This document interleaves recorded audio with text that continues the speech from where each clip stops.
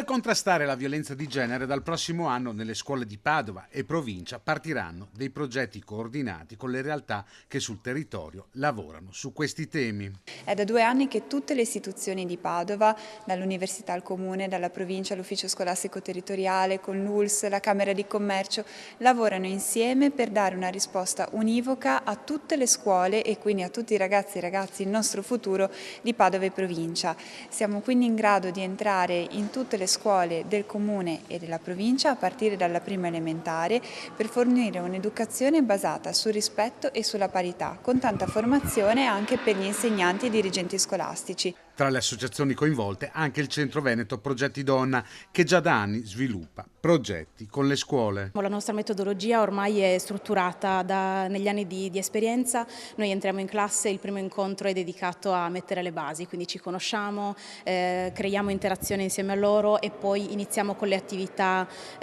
sul tema, quindi sull'educazione al consenso, sulle relazioni, sulle pari opportunità e anche sulla violenza, per cui sono degli incontri molto interattivi in cui chiediamo appunto una partecipazione attiva dei ragazzi e delle ragazze e anche di confronto proprio tra di loro. Tra le associazioni che aderiscono al protocollo di rete anche la Fondazione Giulia Cecchettin, una presentazione che avviene nei giorni in cui le cronache raccontano di un'altra giovanissima vittima uccisa per mano dell'ex fidanzato. Purtroppo l'età dei femminicidi si sta abbassando sempre di più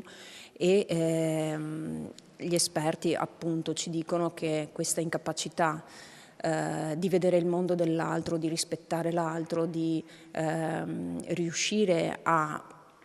non vedere solo se stessi ma anche il valore dell'altro sta diminuendo sempre più. Purtroppo è un fenomeno che sta aumentando, sì, ed è proprio per questo che noi crediamo, e la mission della Fondazione è quella di fare educazione nelle scuole a partire dalle più piccole età.